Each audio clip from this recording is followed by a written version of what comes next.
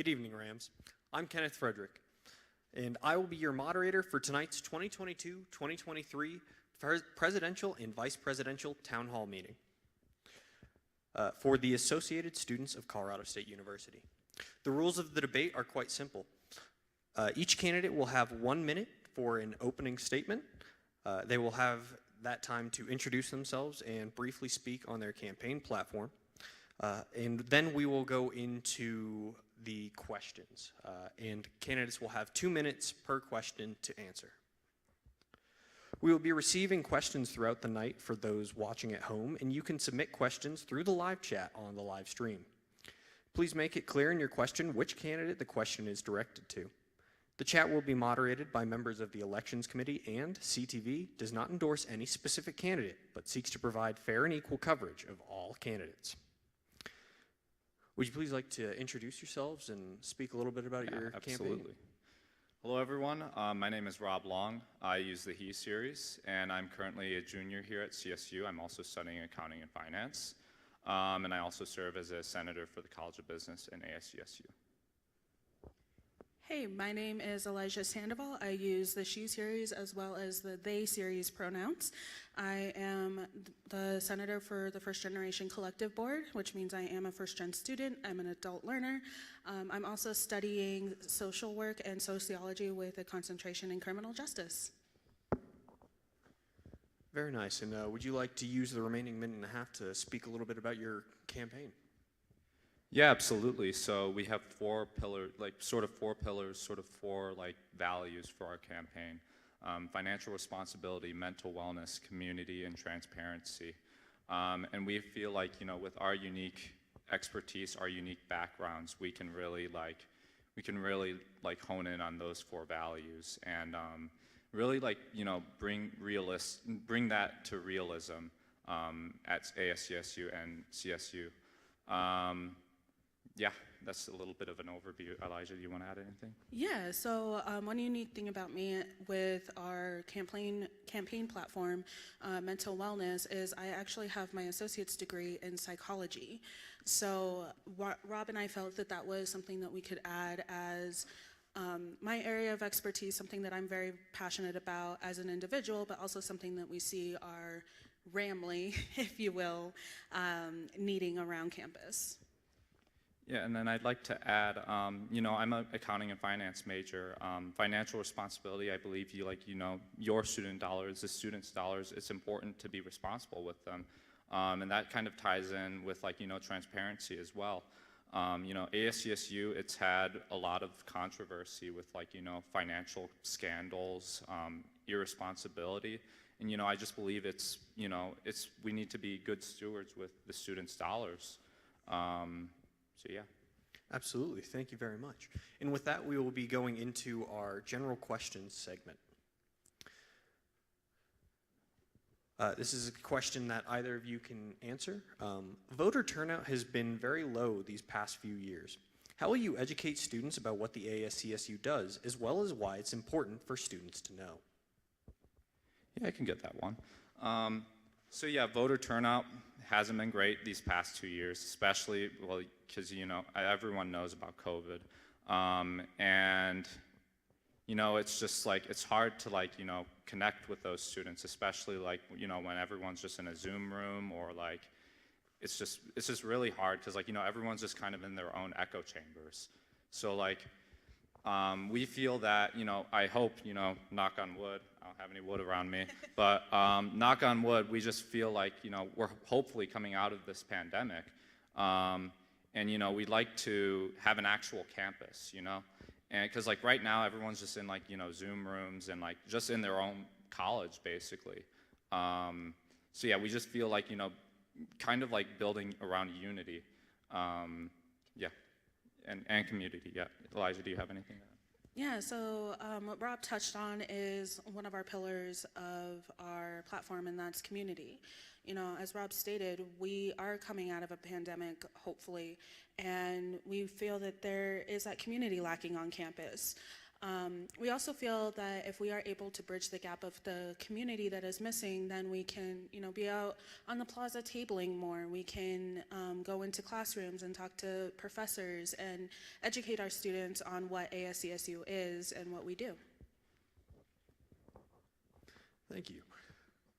Financial responsibility was one of the central pillars of your platform. Could you explain some tangible examples of how you'll be financially responsible and how you will communicate with students how their fees are being spent? Yeah, absolutely. So I kind of touched briefly on this, but yeah, I'm an accounting and finance major, and I believe that, this has been talked about in the past, but I believe that, students deserve to know where their funding is going. And, that leads into transparency. We need to, show like, oh, hey, like, this is where we've this is where we've spent your student dollars this week. Here's how it benefited you, And I'm sorry, could you repeat the question? I forgot. Absolutely. Can you explain some tangible examples of how you will be financially responsible and how you will communicate with students how their fees are being spent? Yeah, absolutely. And this past year, there was a certain example of like financial irresponsibility. And me and the other College of Business senators, we felt, we represent the College of Business. We represent, financial responsibility. And we felt that, we kind of stepped up a bit and we just kind of said, hey, we need to like come in and we need to figure out what's going on and how can we help to, lead us out of this situation. Yeah. Did you have anything? Okay. Thank you very much. As stated, mental wellness is also another big part of your platform. Can you explain why this is important and how you will promote mental wellness? I can take that. So mental wellness is very important because as we've seen the last 2 years is being in our own little worlds, our own little, being isolated brought up a lot of mental wellness issues that we didn't realize were there before, or we chose to ignore it. And we realized that when you are not feeling 100% mentally, you are not feeling 100% physically, you cannot effectively be a student. It messes with everything that makes you human. So we realized this need and we thought, okay, what are tangible ways that we can solve this issue? And one of the things that we realized is that by using my degree, and I'm not saying I'm an expert in mental wellness by any means, I just have an associate's, it's a 2-year degree. I'm studying to be a social work major, a social worker. I have aspirations on getting a double master's in social work and psychology, but we realized how can we put together our brains and our ideas, and we found that really it comes down to working with the counseling center within the CSU Health Network, working with the Student Disability Center, working with the Women Gender Advocacy Center, which houses our victim advocate team, and we thought, what can we do to make sure that they have the support that they need, to make sure that they have the staffing that they need, because we found that one of the reasons why mental wellness is so important is because students cannot get the mental services that they need in a timely fashion. If a student is in distress right now, they should not have to wait months, weeks to see a professional. They should be able to go in and maybe wait a couple days, or even if I'm thinking way outside the box, a couple hours to see somebody. So we realize that it is very important, and it's also something that we need to talk about more and destigmatize because it's not talked about enough, and it's a very real thing that affects a lot of our students. Absolutely, and you mentioned some truly incredible resources that we have here on this campus, our counselors, all of the SDPS offices. What change do you think specifically from the ASCSU, or allow me to rephrase, how will the ASCSU be involved in that process, and what are the kind of actions that you hope to take? Yeah, so we hope to work on a bill that actually Rob has worked on in the past for Headspace, which is a meditation app, and it has been proven that meditation does help with mental wellness. So we hope to bring that to our campus at a very discounted rate to our students, if not free. We want to work with outside parties, for example, just to name a few, Talkspace, BetterHelp. Those are mental wellness apps as well that you get access to a counselor right on your phone, a licensed clinical therapist on your phone. So we realize that there are a lot of resources that we can use that are just right outside our reach.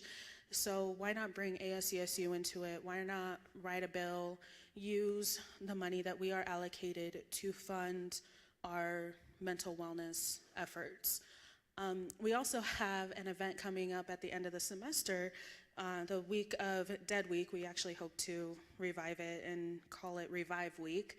And what this is it's called Rams De-Stress. And what that is it's an event where we'll have therapy dogs, we'll have food, we'll have music, we'll have the resources that are offered on campus, we'll have different things that you can use to help with stress and anxiety, or helping with massage therapists. So we're already working on events that will be catered to the CSU students and help with that issue. Absolutely, thank you very much. For you, Rob, presidents almost always run on a platform of U+2. Why did you choose not to make this a central platform, and do you have any plans to work on U+2 when elected?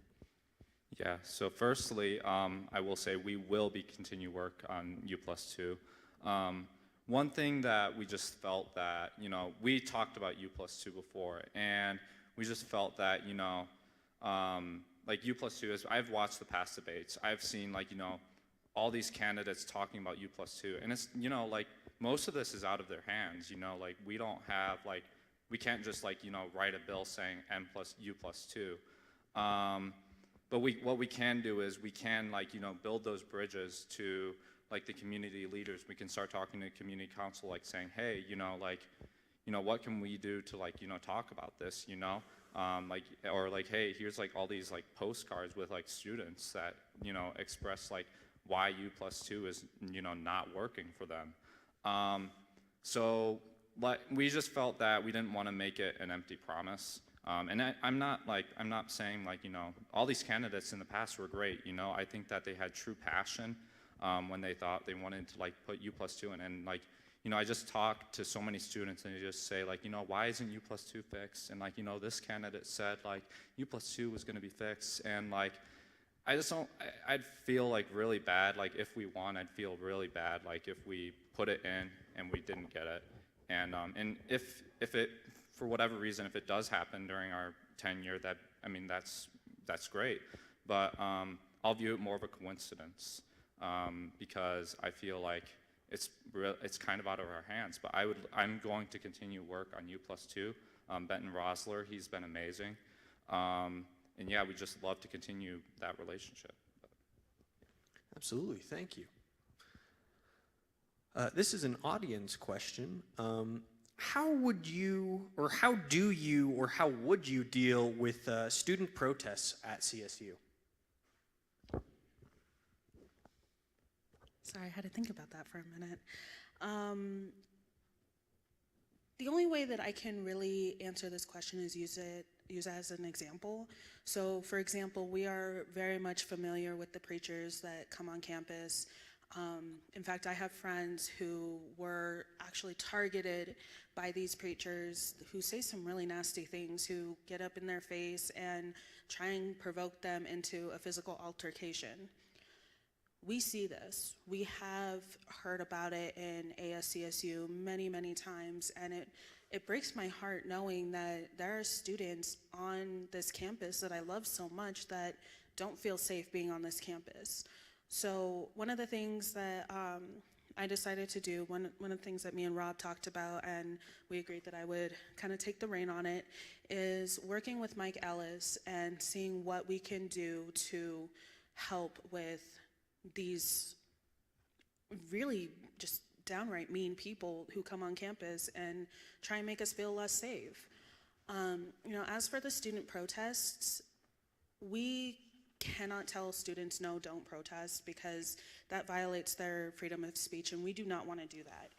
If anything, what we are going to do is say, okay, you want to protest? How can we do it in a safe manner? How can we do it so you are not being targeted, you are not being attacked, you feel like you can exercise your freedom of speech? And if something, God forbid, if something were to happen, where do you go? Who do you call? Working, kind of making the protests organized, if that makes sense. And, Rob and I have agreed that we're open doors in a sense. We have our Instagram, you can DM us, we're gonna have our offices, hopefully.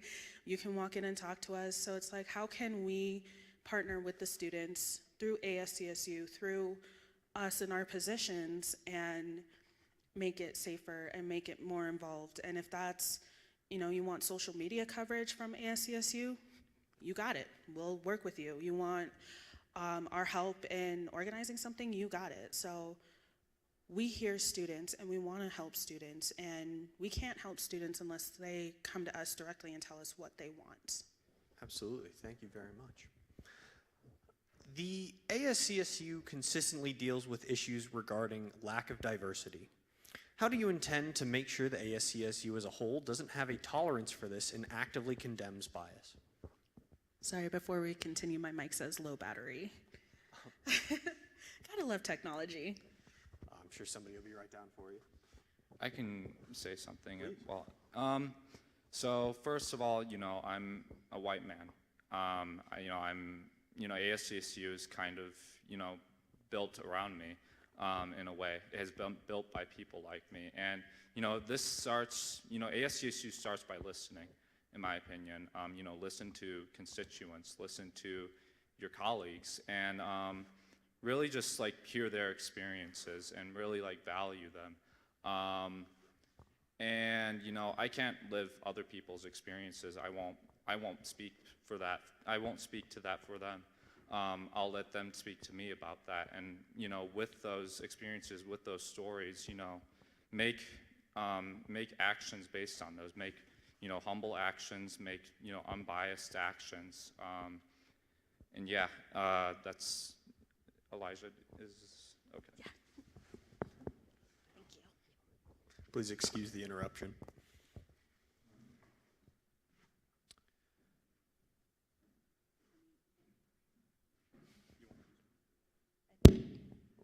Hello. Okay, there we go. As Rob says, he is a white man. I am obviously a black woman. I hope that other people of color, other people of marginalized identities will be able to see me and say, I want to be like her. I want to be in office like her. I want to be in the environment that she creates. I mean, that's why I'm running, because of our current vice president, Mary. She is a proud black woman, and I looked at her and I'm like, you're a black woman. You can do it. We can all do it. But we also are planning on meeting with the SDPS offices and creating that network of people to say, okay, we want you in our space. What can we do to make our space more inviting? What can we do to make our space less toxic? What can we do to bring in more students? And I feel that not only if they see another black woman in office, but they see that we are actively trying to bring more diversity into the space, then they will be able to see, okay, they're actively trying to change the space. Yeah. Absolutely, thank you. And this is a question for either of you. What makes an effective cabinet, and how will you choose your cabinet members that will not only fulfill their roles in the executive branch, but represent the goals and needs of the student body as a whole? Yeah, so that kind of starts, picking an executive cabinet. First of all, it needs to have a wide variety of, people there. And, it can't just be a bunch of people from one type of sex or race, or hell, even from ASCSU. It can't just be that echo chamber either. We want people outside of CSU. We all we represent CSU, and that starts with like using boards like Handshake. Handshake's a really brilliant board of like just posting jobs on there for like students to look at, like like I hear all the time hey, how could I get involved, and so yeah, just using stuff like Handshake, and we'd also like, if we win with our team, we'd love to like have like conflict resolution training, and like take classes over there so that we can mitigate toxic environments. We can disagree, but we can be responsible about it. We can still get stuff done, and yeah. And yeah, like Rob said, we want all of the student body to be involved if possible, but I understand that there's roughly 30,000 students and we do not have 30,000 positions. I wish we did, but unfortunately we don't. So going to spaces that are not our own, going to spaces that are outside of our bubble, our social bubble, I believe would really benefit not only us to learn about these wonderful different people on campus, but also show people like they want us involved. They want our opinion. They value our opinion. Another thing that we are looking at is we're also looking at like adding jobs and seeing if there's anything that we can add to job descriptions and just making the pool more widely available. Yeah. Yeah, thank you very much. That was 2 minutes flat. Well done. What do you think are some of the most pressing issues for CSU and the student body as a whole? I definitely believe that the preachers that come on campus is one of them. When we ask, when we ask students, hey, what do you want to see change? I would say about 85% of the time say that they want to see the preachers gone. I would also say that there is, I wouldn't say lacking, but for lack of a better term, a serious lack for accessibility, what's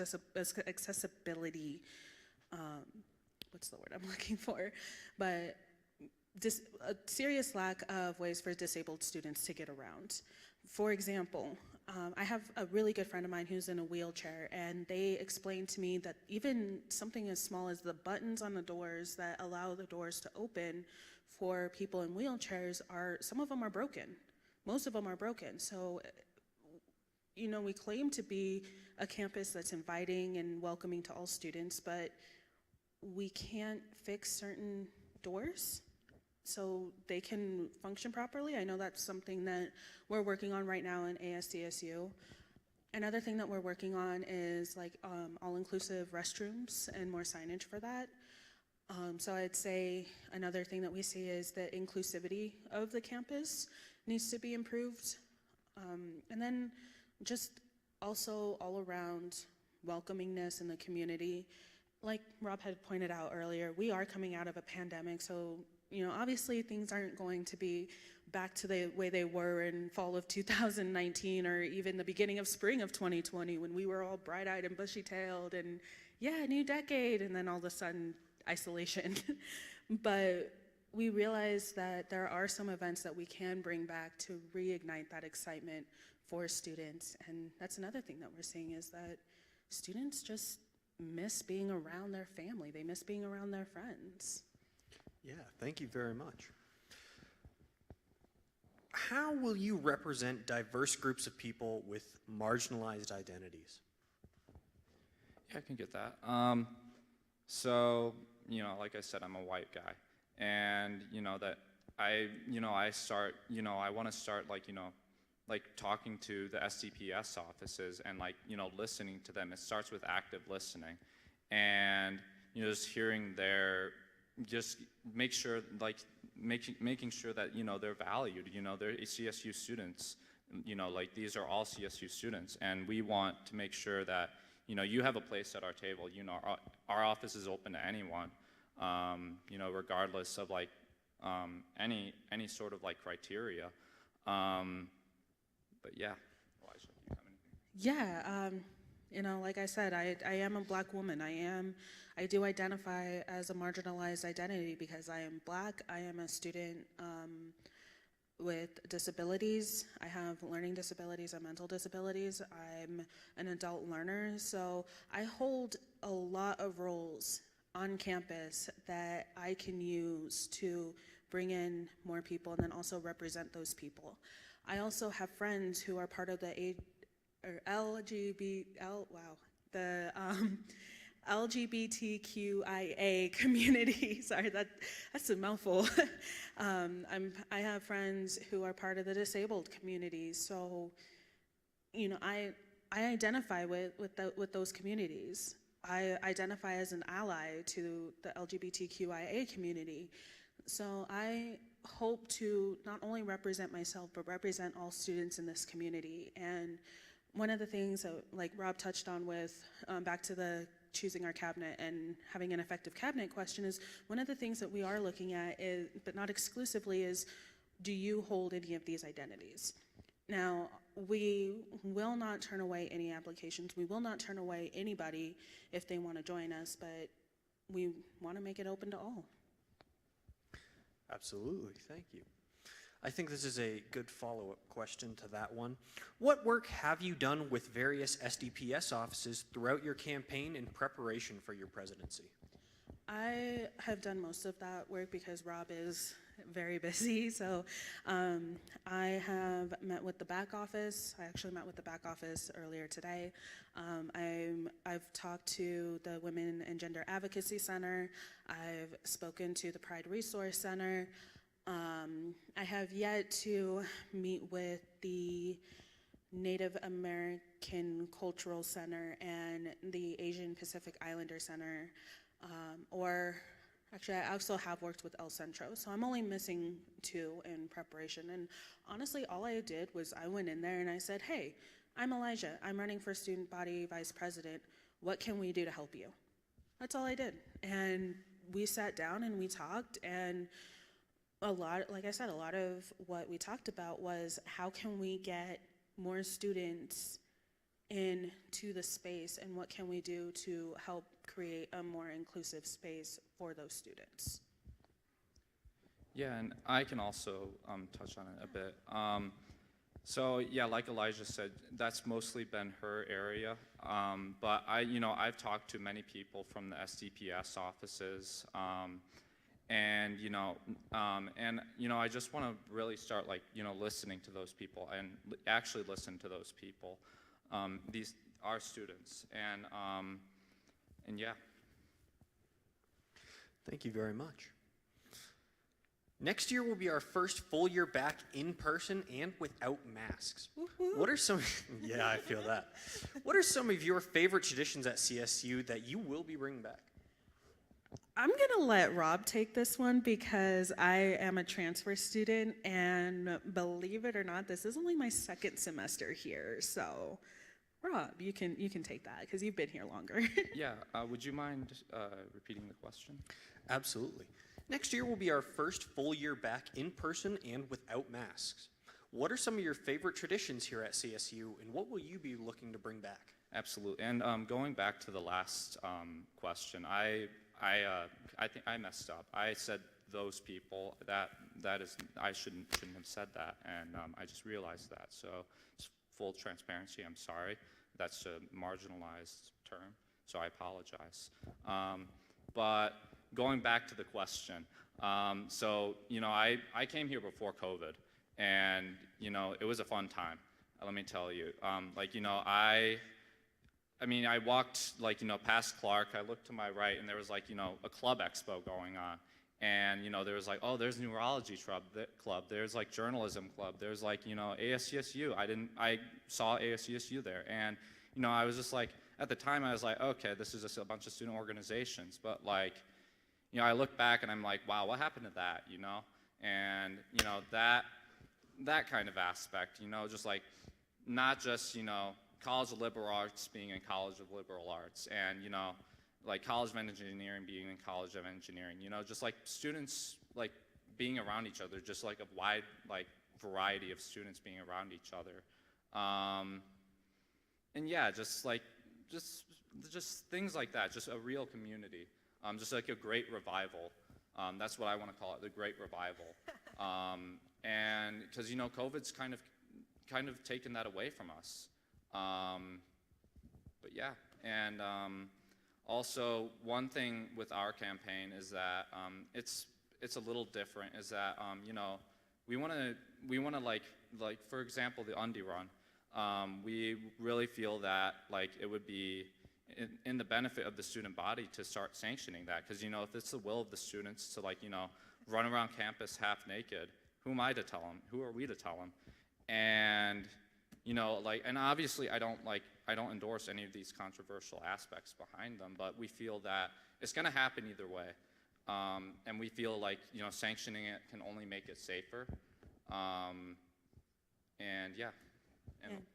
And with that, like, we want to make sure that students know where to go if something happens. We want to make sure that, you know, students are, if like Rob said, if students want to run around half naked around campus, you do you, boo, have fun. But if something does happen, we want to make sure that students know they are supported and they know where to go, and there's somebody right there that can say, hey, I saw that happen, or hey, I understand what you're needing, let's go to talk about it, or let me pull out my phone, let's make an appointment, right then and there, so they feel like, oh, I am being heard, you know? Absolutely, thank you. This is a question for both of you. What characteristics do you think you exemplify, and how would you say, or how would said characteristics help you as president and vice president? Yeah, so I feel like, you know, like I say, I'm an accounting and finance major. I'm from a very logistical field. And, you know, I think I bring logic to ASCSU. And, you know, like a lot of the ASCSU senators, you know, they'll come to the College of Business, you know, sometimes for like an unbiased perspective. Because I think, like, you know, from us as a College of Business, we're very logical. We just look at the facts as they are. And, you know, I just feel like that's one aspect of, like, you know, my characteristics as a part of a candidate, what I bring to ASCSU. I believe that I also believe that I'm an open door, you know, like whoever like wants to talk to me can, and I just want to be as open as possible to, like, you know, whether it be in ASCSU, whether to, like, you know, my constituents in the College of Business, you know, they can come to me for like any questions at all that they have, any like concerns with like what's going on like in their lives, what's going on in the College of Business, what's going on in ASCSU, and yeah, those are two characters. Do you have anything to add? I'm the complete opposite, where, you know, Rob is the logical, looking at the facts and the numbers. I am way over there because I am more of the person that's like, okay, let's talk. I want to hear how you're feeling. I want to hear your complaints. Like, I want to be your friend. I'm a people pleaser, honestly, and sometimes that does get me in trouble, but I'm that person that I want to be your friend. I want to be your mentor. I want to help you in the most compassionate way that I can. But at the same time, I do understand that as a social work major, I do need to make sure that you are being safe, you are taking care of yourself, you know, mental health first, and then student and studies second.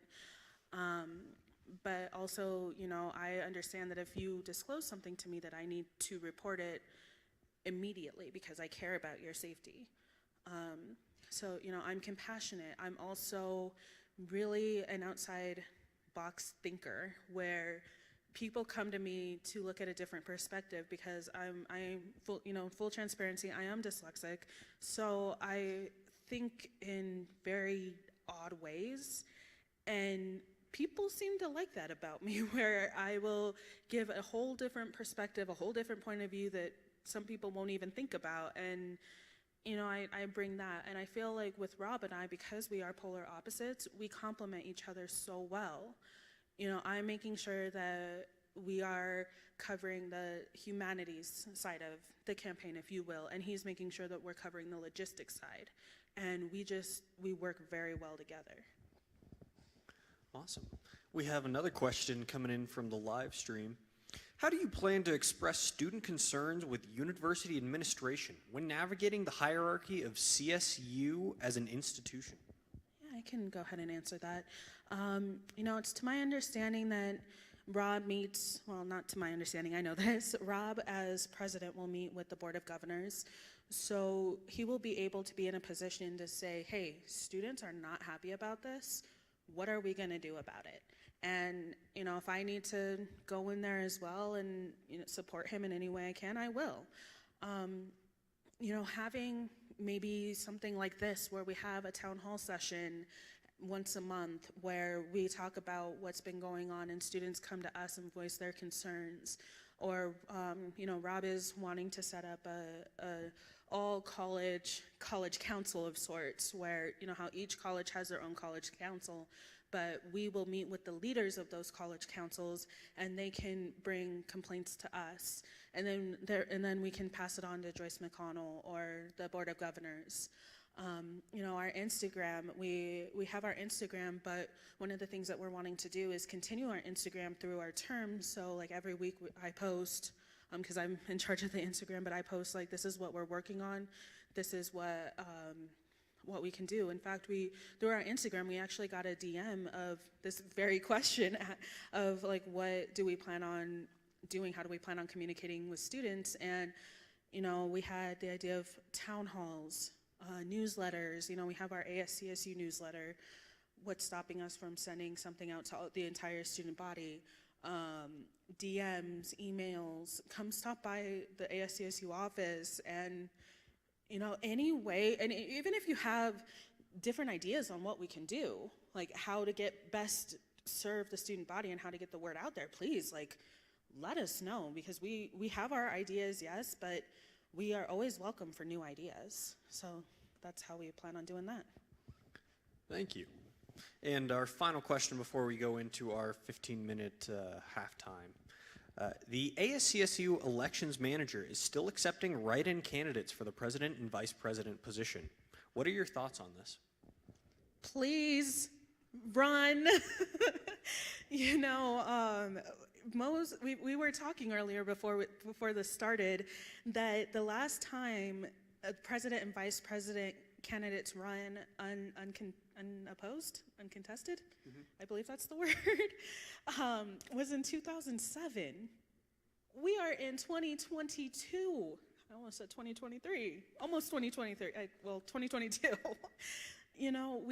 We are open to any student coming and writing in and running, because the way that we look at it, yes, we are in a very unique position where we can talk to students a little bit more on that one-on-one basis, but we are both really disappointed that we are running uncontested. I'm not saying that, I'm disappointed in the student body because they didn't run. Like I said, I'm just one person. Rob is another person. We don't know what's going on. We're not mind readers. Unless students come talk to us, we don't know what's going on in their heads and their lives. But we wanted students to have the opportunity to choose who they think is best for this role. Now, we still are using our platform we're still campaigning, we're still talking to fraternities, sororities, STPS offices, classes where the teacher permits us. Like, we are still doing all of these things, but what we're doing is we're using our platform to encourage students to vote. Not necessarily to vote for Rob and I, but just to vote, because we are an institution who allows our students to have a say in their student governing body. Use it. You can vote on RamWeb. It's not hard. We want students to vote, and that's what we've been doing. But we feel that because we are running uncontested, like, you as the student body don't really get to say on who is the president and vice president because you only have one person to vote for. Now, if you don't vote for Rob and I, and we don't get the office, then that's what the student body wants. You know, we're not gonna fight it, because we listen to the students, we listen to you guys, we are here because we want to support you guys.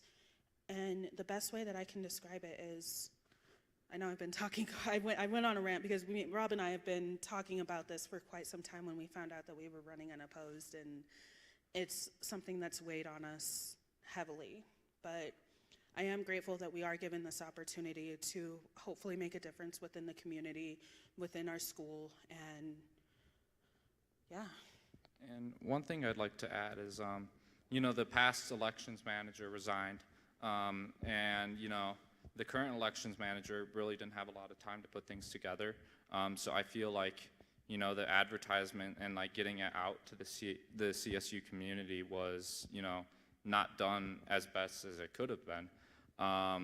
So I feel like, you know, next year, we need to like make sure that, you know, the elections manager sends that out way ahead of time.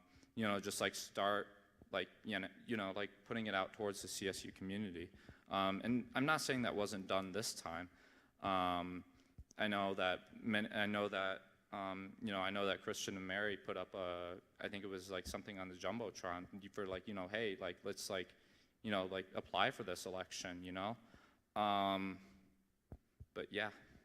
And I would like to add that our current elections manager has been doing an amazing job with the tight time frame. She put together an amazing team.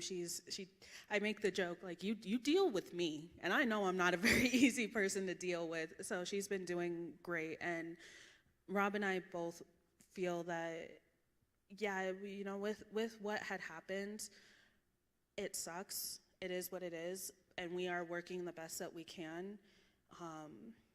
And yeah, but I think she and her team has done an amazing job and will continue to do an amazing job.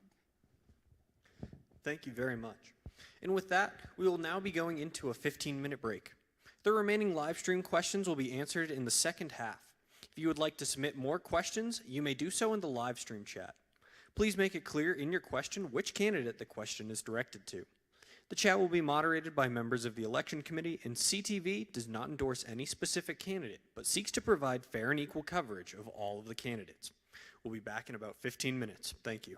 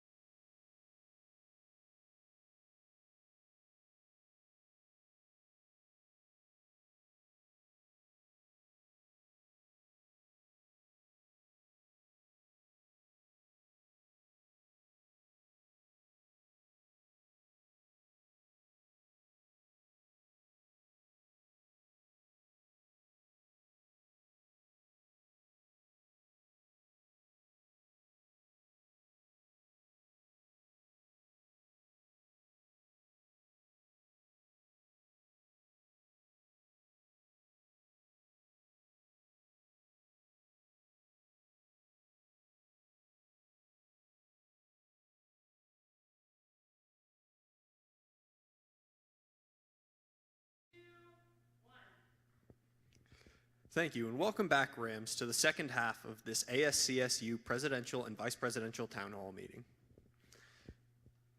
To go over again, if you would like to submit more questions for the second half, you may do so in the live chat stream, or in the stream live chat.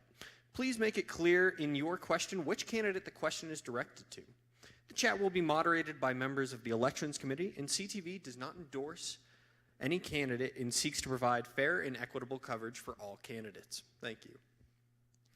Starting off with our first question. Can you please give us an example of an issue on campus that you hope to solve during your time as vice president?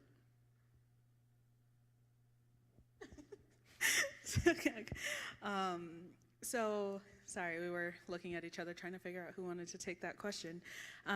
Like I've said about before, the preachers are the best example that I have. But also, you know, there is a lot of places on campus like the Student Disabilities Center, the Counseling Center, the Women and Gender Advocacy Center, specifically the Victim Advocate Team, that are very much understaffed. And we want to make sure that we are giving adequate funding to those areas so we can make sure that they have the staffing available for students.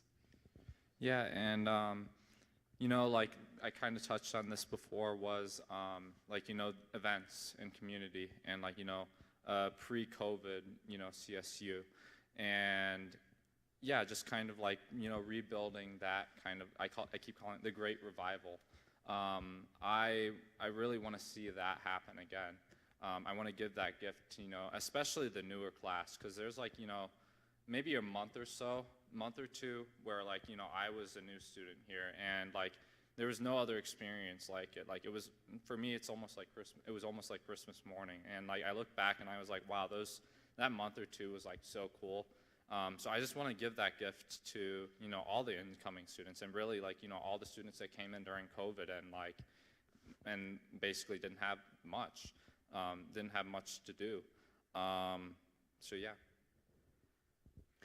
Thank you very much. And we've got 3 questions so far from the live stream. The first one is for both of you. What does it mean to you to be a student at a land-grant institution, and how will you carry out that obligation through your role?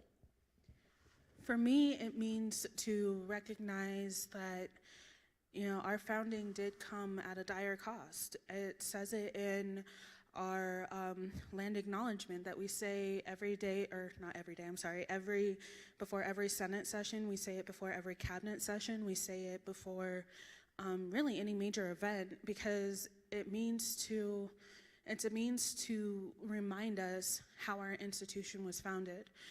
But also what it means is that we give back to our community.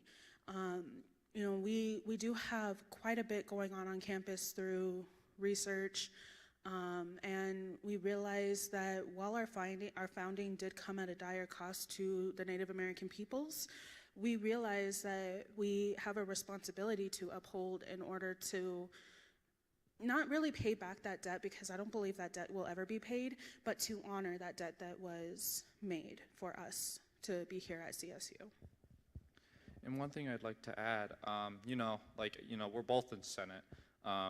We hear the land acknowledgement every single time Senate comes into session.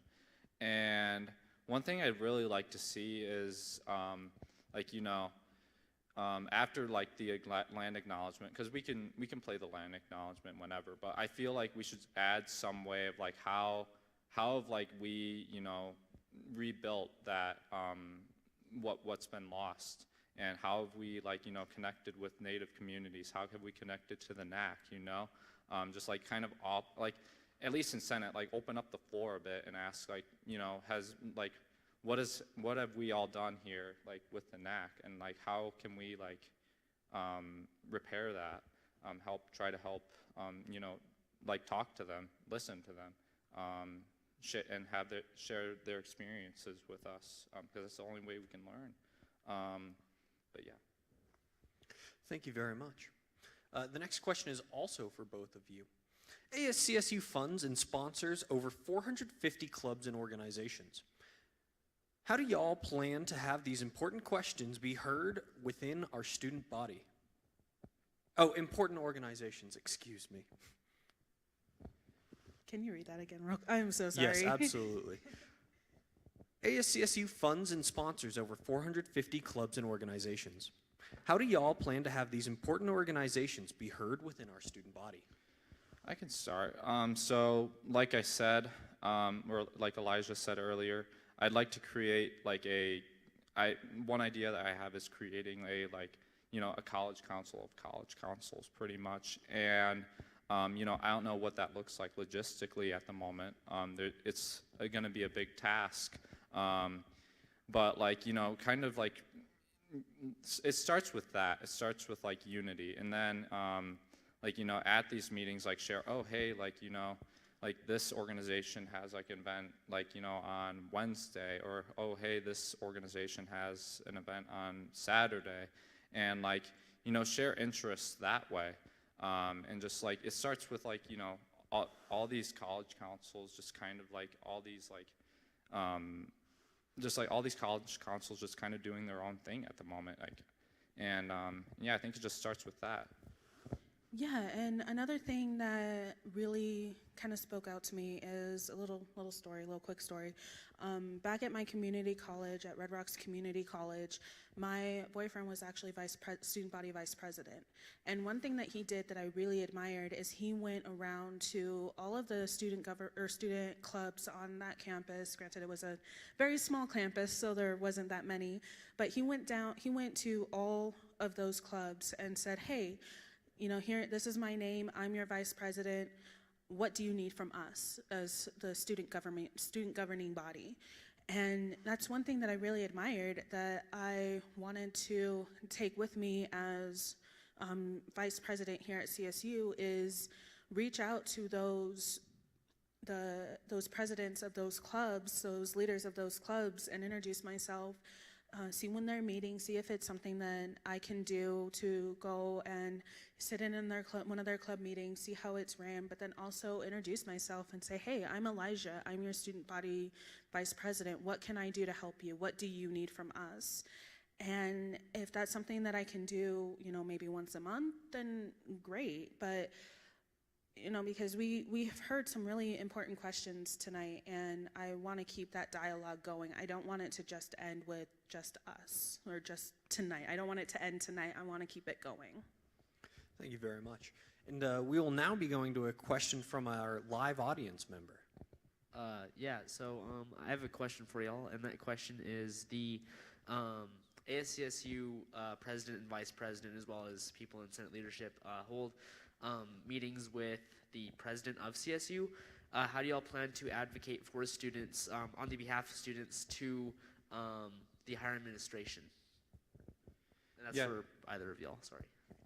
Yeah, so I'm pretty sure, so the president and I know the speaker as well, and I'm sure a couple of other members meet with Joyce McConnell, meet with the administration. And I keep saying, I say this to a lot of people while I'm tabling out on the plaza. Students are our bosses, and it is our job to make sure that your voices are heard, because how else are they going to be heard besides an email, and we feel voicing the students' concerns with Joyce McConnell and with the administration is a far better, far more effective way of communicating those concerns. Elijah, do you have anything to add? No, I think you did great. Perfect. Awesome. Thank you very much. This next question is for Elijah. The vice president is the chair of the SFRB, the Student Fee Review Board, for those at home. What do you believe makes you qualified for this position?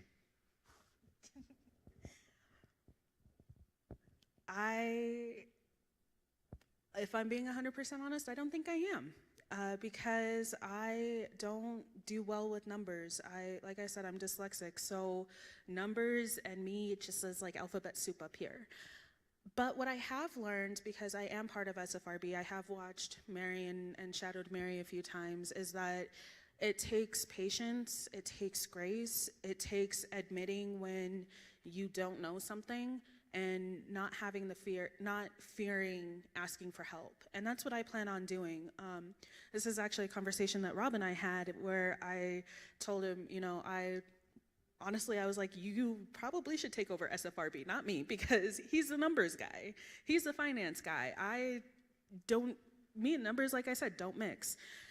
But he gave me the courage to just continue on with that and say, you know, it's okay if you need help, if you need some education on how something is or how something's pronounced or what was it, inflation is, or the market value thing. I don't remember what it was, but he was basically saying, you know, you can ask me for help. So while personally, I do not believe I am qualified for it. Full transparency, I don't. But I know that I have resources where I can go to ask for help, and I will learn what to do with it. You know, I know that when Mary graduates, granted, I will be very sad and I will miss her, but I know that I can call her up or text her and say, hey, I really need help with this. How did you handle this situation? I know I can text Rob like, hey, this is what's happening. Can we set up a time to meet so you can explain this to me? You know, I will learn, and I hope that at the end of my term, I will be qualified and I will be a lot more confident with SFRB.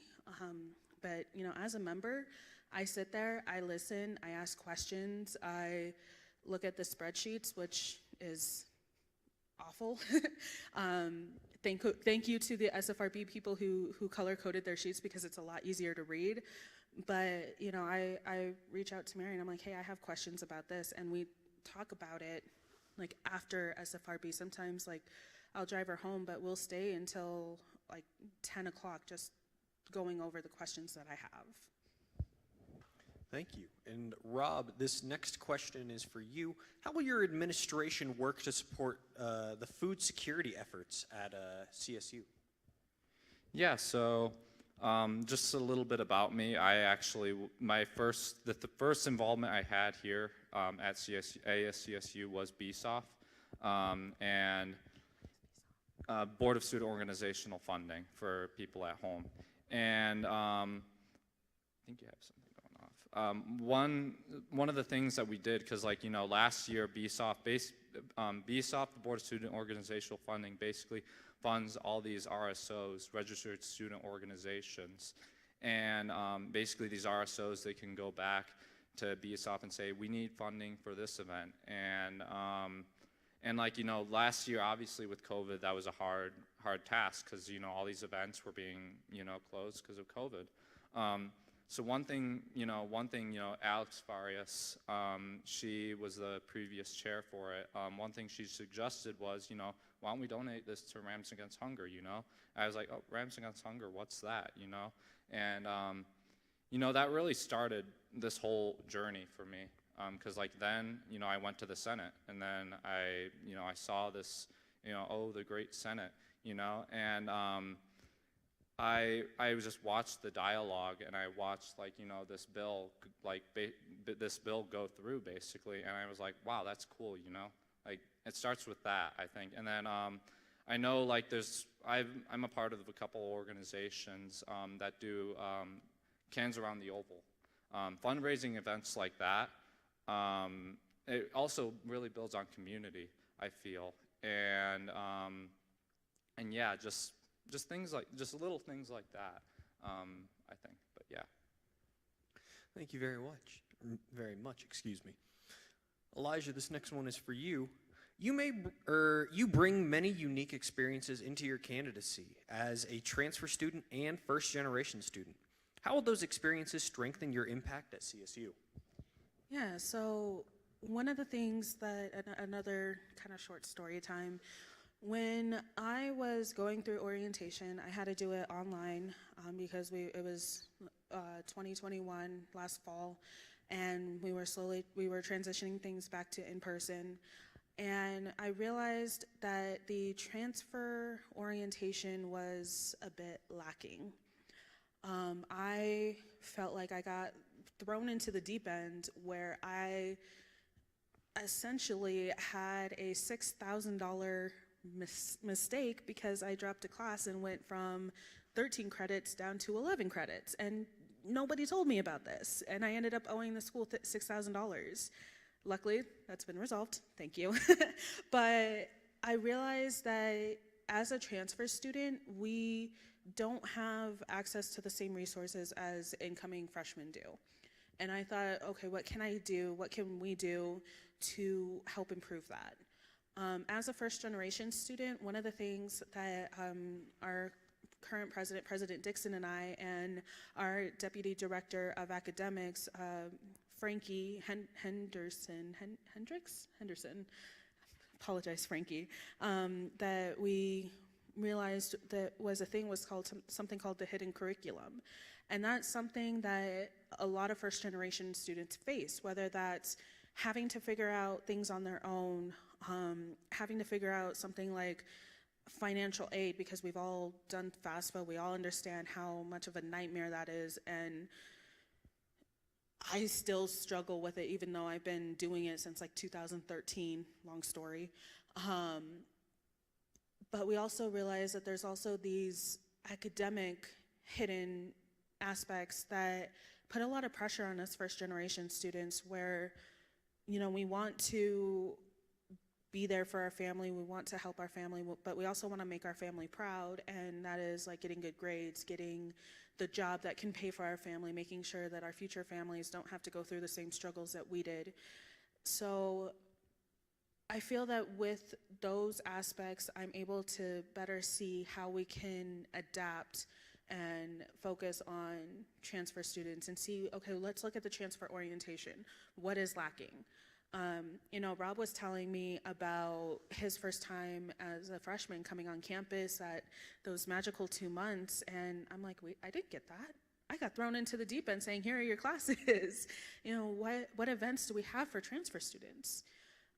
You know, the Adult Learner and Veteran Services, which I also am a part of because I'm an adult learner, they have a lot of really cool events going on, some going on this week, but that's just a small part. You know, not all adult learners are transfer students, and not all transfer students are adult learners. So how can we bridge that gap? You know, maybe we can have how the incoming freshmen have RAM week. How can we have that same thing with transfer students and whatnot? It's actually quite opportune that you speak about bridging the gap. Our next question is, how will you both build a bridge with the broader Fort Collins community? Funny how that works. You know, we realize that we are in a unique space because we have all of these small businesses surrounding us. We just hired through President Dixon's administration. Forgive me, I forgot the full term of it because it is quite long, but essentially it is a business liaison between ASCSU and the greater Fort Collins community.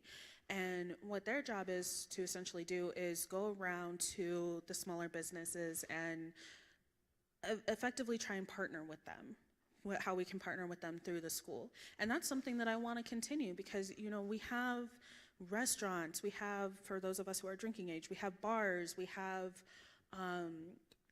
bookstores. Like, there's an amazing bookstore off of College that has a little tea house attached to it, and it's absolutely wonderful that I love. We have all of these really unique places around campus, but how can we get our students to take their business there? You know, I bet you didn't know, there's a used bookstore literally right across the street on College from campus, and it has vinyl, it has cassettes, and for all you youngins out there, that's something that like me and my mom used to listen to. It has used books, and these books are amazing. So it's like, how can we get our students to go to these places? And through the business liaison, I feel like that's how we can do it. But then also, you know, maybe a weekend Rob and I can go out there and just walk around College and Old Town and be like, go into them and introduce ourselves and say, you know, we're from CSU, we're the student body president and vice president.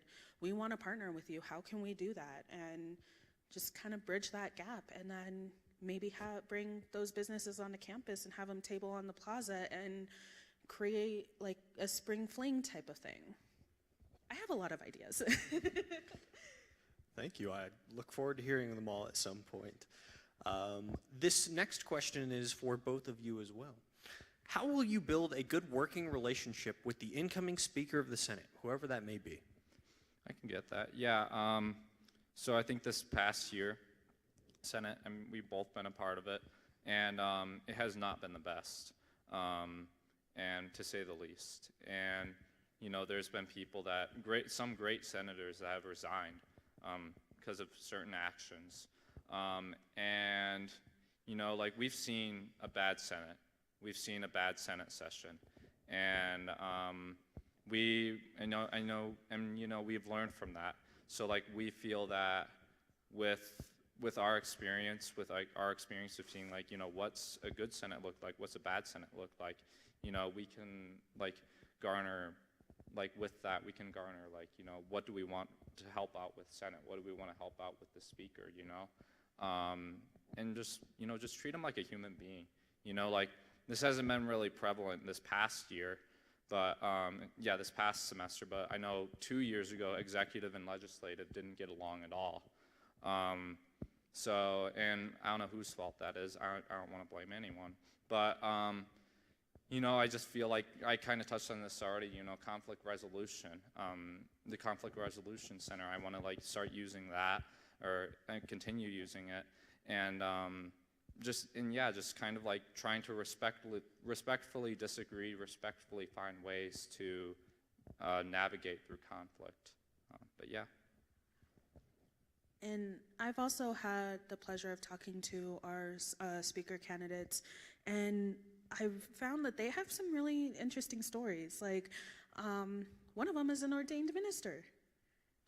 Okay, you know, like that's pretty freaking cool. And I joke with him that he's gonna be the one who marries me and my boyfriend. And you know, one of them has been here for 2 years and has been through Senate and has seen the change. You know, one of them is an international student. So we have a really great selection of speakers who I'm really excited to hear from tomorrow, but they all have stories. They all have really unique stories. And one of the other things that we realize is how can we bond over these stories? You know, we have, like I said, we joke about, okay, he's gonna be the one to marry me and my boyfriend. And then we have, oh, well, maybe I can visit you in India or see what your hometown is like. Or, hey, what was this like 2 years ago? How did this get resolved?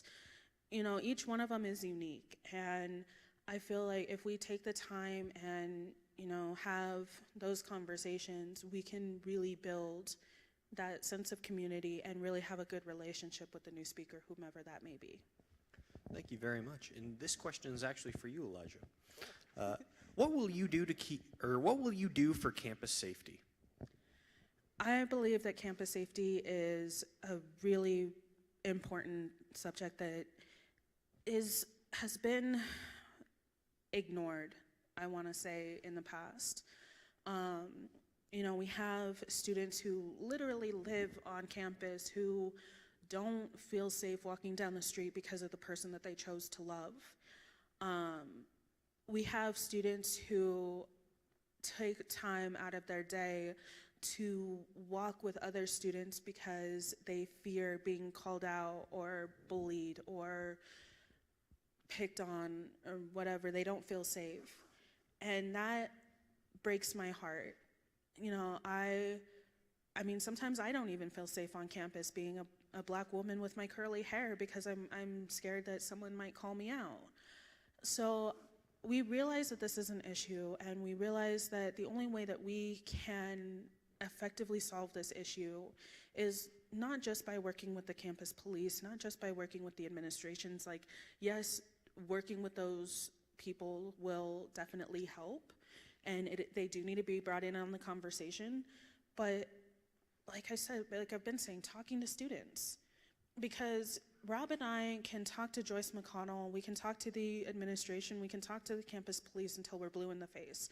But if we don't have someone to tell us, this is what we want, this is what needs to happen,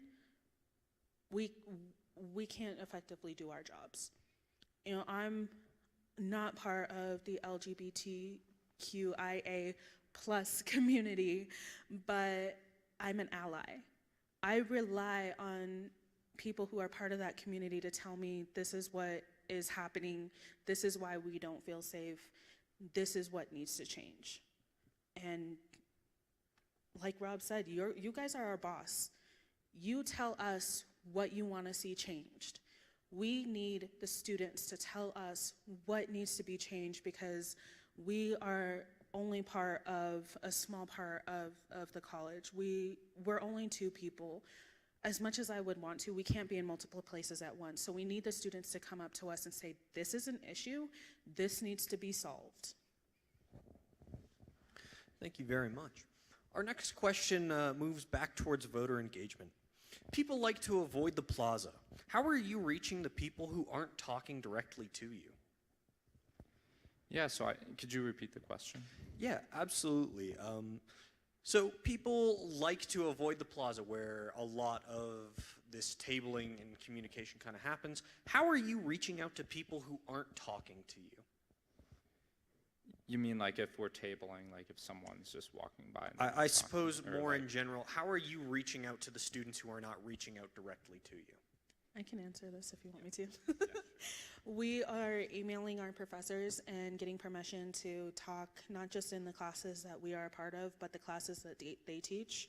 We are, in that same email with the professors, we are asking if they can forward on the email to their colleagues that they believe would be essentially a good fit for us, or even all of the colleagues, so we can try and come into their classrooms and talk. We are engaged through social media. We are engaged through, like Rob went and spoke to a sorority earlier today. He's going to be talking to a couple more fraternities. So, you know, we are going to the students. With the student issues, like, we want students to come to us to tell us what they need solved, but at the same time, like, you can't come to us if we can't come to you. So we are going to those students. We are meeting those students where we can. You know, there are certain places where we are not allowed to campaign with good reason, but we are talking to the students outside of those areas. I believe 25 feet away from the door. It says it in our election code. And we are talking to those students and just saying, hey, how's it going? How's your day? What's going on? Talk to us. And just creating that conversation. So we are reaching students other ways than just the plaza. We mentioned the plaza because it's the plaza. Everybody knows about the plaza, but you are correct. Some people avoid the plaza for that very reason. And one thing I'd like to add, I was a little confused on the question. One thing I'd like to add, so yeah, like Elijah said, I've been talking to fraternities, sororities. I'm going into a couple of classes tomorrow. Usually just like, you know, a lot of like, you know, underclassmen, freshmen, sophomores, and, you know, like with a lot of like younger faces, because, you know, they're the future here. And so yeah, Elijah kind of covered everything, but I was a little confused on the question. No, so it was worded just a little strangely, so excuse us. How is your campaign working to be accessible and inclusive to all members of the CSU campus, especially students with disabilities? I can answer that because I've been in charge of our social media. What I've been doing is, under our picture, I've learned how to do the alternate text. I did struggle with that for quite a bit, but like I said, I'm not afraid to ask for help. So I asked Christian about it because he does it under his pictures, and I said, hey, can you like break this down for me, because I'm essentially confused. I have a friend of mine, the same friend that is a wheelchair user, and they explained to me exactly what needs to be in the picture, exactly how it needs to be done. She said that the best way to do it is to have it be like someone is talking to them, the complete sentences and whatnot. So I've been very, very, very, very, very deliberate in making sure that whenever we have a social media post, that the alternate text is there. Anytime we go on our Instagram stories and we are talking, subtitles are there. I make sure to edit those subtitles so it reads exactly how I'm talking. We make sure that within the ASCSU Senate chambers and within cabinet, we have subtitles accessible. We are making sure that our Monday morning email for cabinet is being sent out in a timely fashion, so people with hearing impairment or eyesight impairment, and I apologize if I'm using the incorrect terms, can read and listen to what is being sent. So we are making sure like that we have all of our I's dotted and T's crossed when it comes to accessibility. Absolutely, thank you. And for this next question, we will be going back out to the live audience. Hi, y'all. The University Center of the Arts is a department that, due to it being off campus, does not get as much engagement as other departments on campus, especially with their events. How do y'all plan to help the Performing Arts Department get the attention and funding the hardworking performers deserve? I'm sorry, I'm talking a lot. Do you want to take this, or? Yeah, I can. So I love that question. So I kind of touched on this a little bit, but like I want to start like, I have this idea of like, all the college councils coming together, and like I realize it's not exactly the funding aspect of it, but gaining awareness, gaining that even though it's not on campus, it's there, and like, like who knows, like someone in engineering is like, oh, that's interesting, like, that's there, like maybe I'll go, and like it starts with that really, and I know you wanted to speak on it a bit. Yeah, I personally love the performing arts. I am not a performer myself, but I grew up in the performing arts. I've gone to more off-Broadway musicals and shows and ballets than I can count, because I was very fortunate in the work that my mother did. So I believe that these performers, like the question stated, that they deserve the recognition and the funding, and they put on some truly amazing shows, like Broadway level shows. I'm like, these are students? Really? Because they don't perform like students. They perform like they belong on Broadway, or we're at the Ali Calkins Opera House down in Denver, where all the big ballets are. And one of the things that we realize is that for that community aspect, we need to meet the students where they are, and we need to support these shows and go to these shows and hype up these shows, because they deserve all the hype. I was talking to Rob about like maybe we can have a retreat once a month where we go to a new show every month. In October they have Rocky Horror Picture Show, and I don't know if you've ever been to a Rocky Horror Picture Show. Those are fun. Maybe that's something that we can do as ASCSU as a whole, is field trip over to the Performing Arts Center. And yeah, I'm sorry, I get very passionate about the arts.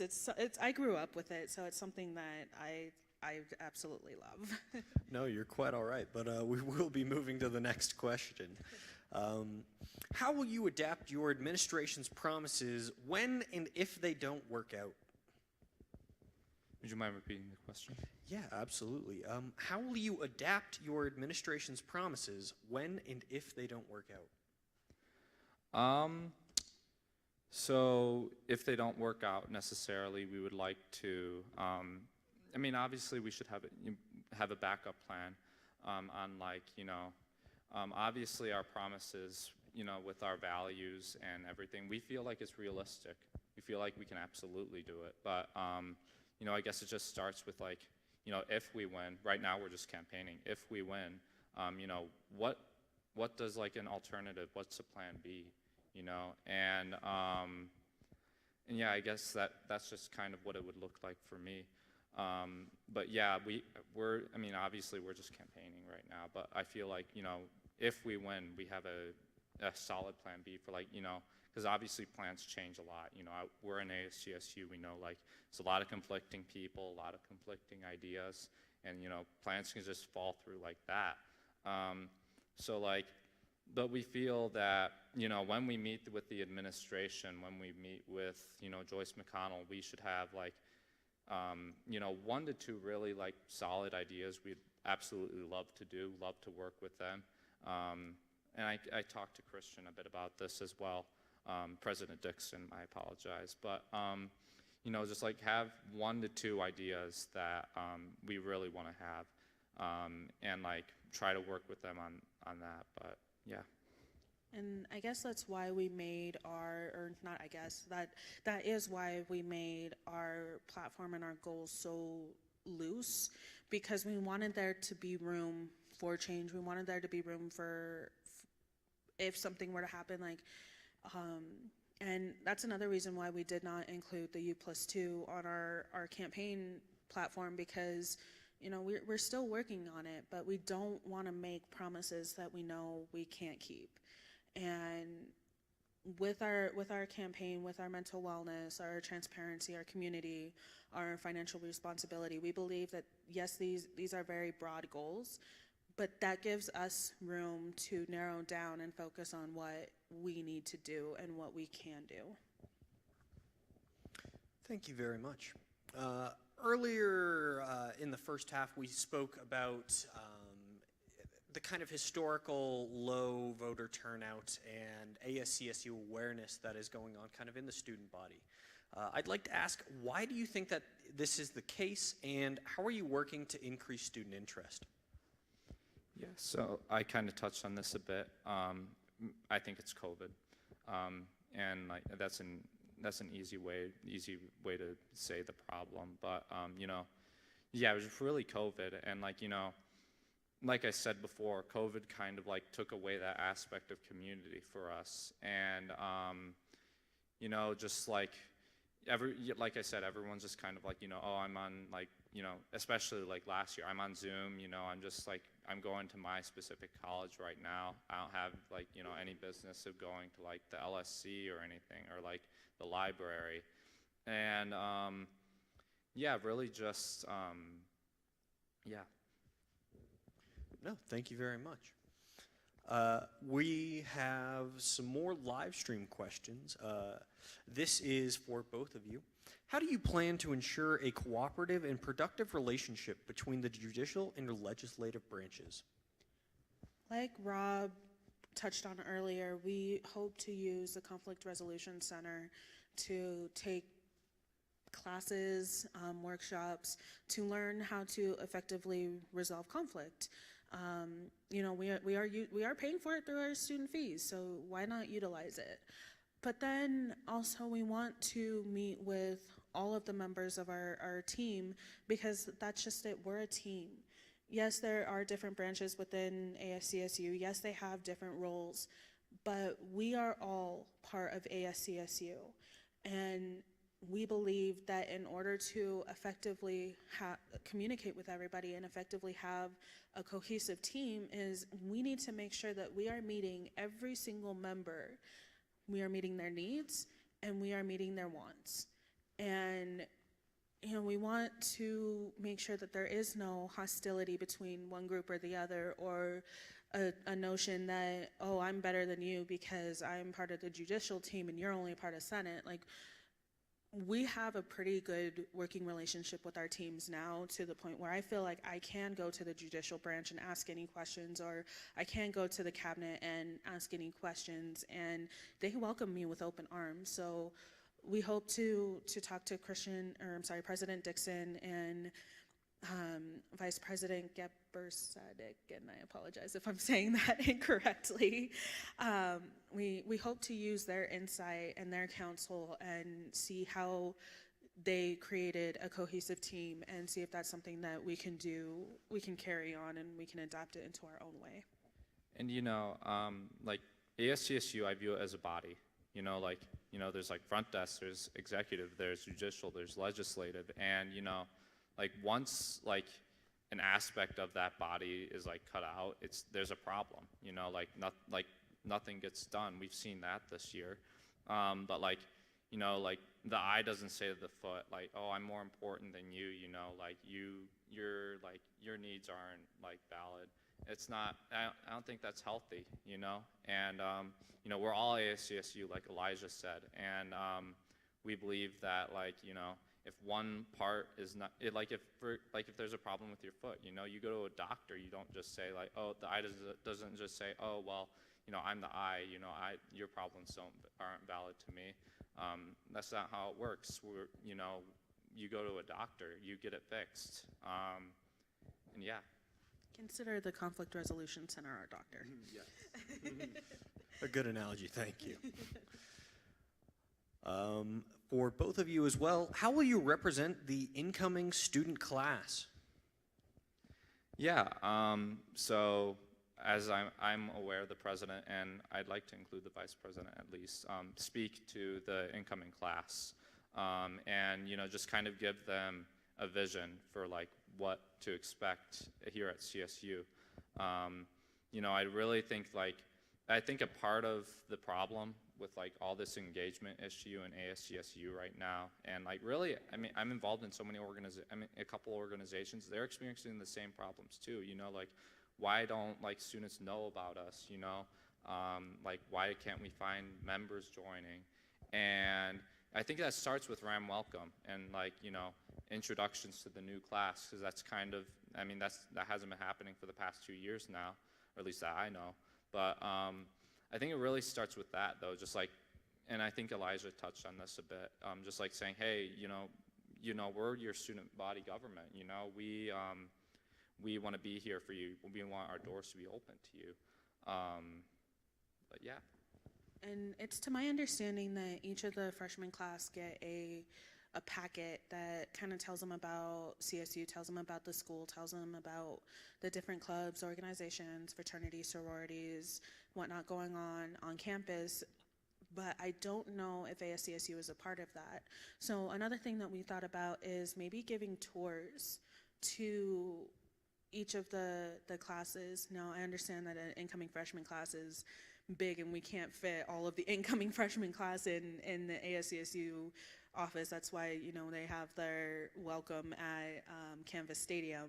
But, you know, maybe scheduling with working with the RAs and saying, like, okay, your floor is going to come take a tour on this day, your floor is going to come take a tour on this date, your floor is going to come take a tour on this date, and making sure that we have enough time that we can introduce all of the freshmen to ASCSU, or at least a majority of the freshmen, if not all, and say, hey, you know, we're your student body, we're here for you, what is something that you want us to do for you, and maybe we can make it happen.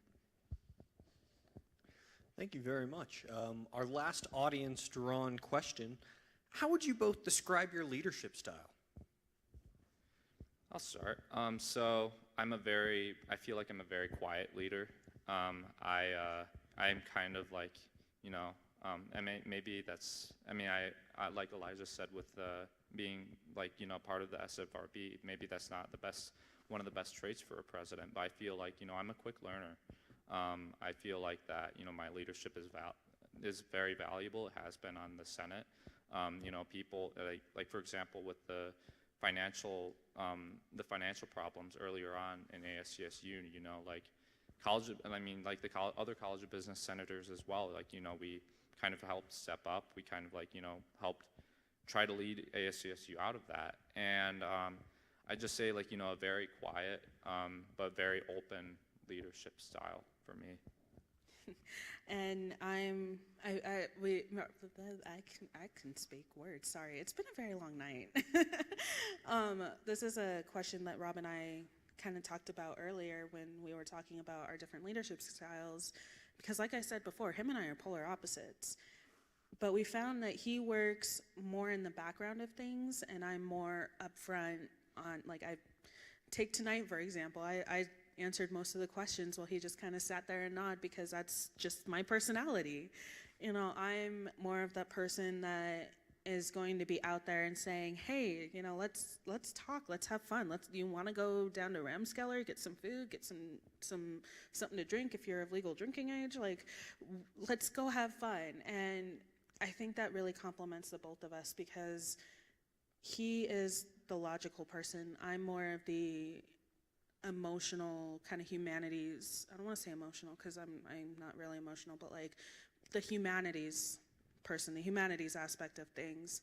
And I feel like we complement each other really, really well. And I'm really looking forward to serving as his vice president and seeing where we can go with this. Absolutely. Thank you so much. And we have one final question here. What would you like to be remembered for years from now if you were elected? What legacy are you wanting to leave? Sorry. You know, like one thing I want to say, like if we get elected, one thing I want to say to the incoming class, you know, do something bold. You know, like do something like, I don't know what that looks like, but like, you know, I just want to like, you know, if you told me like my freshman year, if I was going to be sitting here today, I would have called you crazy. You know, I wouldn't have believed you. But you know, I just want to be like, I want to like tell the CSU class, I want to be like remembered. You know, like do something bold while you're here, and yeah, I don't know what that looks like for you. That could be, you know, starting a business, you know, running for president, or like, you know, anything really. Just like, yeah, I hope that would be my legacy. One of the things that I hope to be remembered as is the person who went from vice president to president. And yes, I haven't even won vice president yet, and I'm already planning on running for president the term after. So I want to be remembered as the person who stepped up and saw that the campus was, you know, needed a little bit fixing up. Not that it was broken, but just needed a little TLC. I want to show like the little black girls and boys at home that you can get to where I'm at. You know, like Rob said, if you would have asked me my freshman year what I would be doing in 2022, I'd be like, I didn't even think I was gonna make it to my 18th birthday, and here I am 10 years later. Like, it's something that you don't really think about, but it's also something that you spend your entire life working towards, but you don't really know that you're working towards it. I want to be remembered as the person that gave the school a little TLC, made the school more welcoming and inviting. I want to be remembered as the person who made ASCSU more diverse, more inclusive, and more welcoming, because like Rob said, ASCSU this year has been incredibly difficult, to the point where I even thought about leaving. But then I thought, well, if I leave, then who's gonna serve as the black voice? Who's gonna serve as the adult learning voice? Like, who's gonna fill these shoes? So I stayed because I realized that there was that need. Yeah, I get a little sappy about that sometimes, sorry. No, I completely understand, and may I say it is a pleasure to still have you here with us. Thank you. With that, I would like to thank both Rob and Elijah for sitting up here with me for so long. I would like to thank the members at home who have been putting in questions in the live stream. And to leave you all with some final information, the election will be next week starting on Monday, April 4th at 8 a.m. and it will end on Wednesday, April 6th at 4 p.m. We will be announcing the results of the election on Wednesday night live. Thank you very much for tuning in, and have a good night.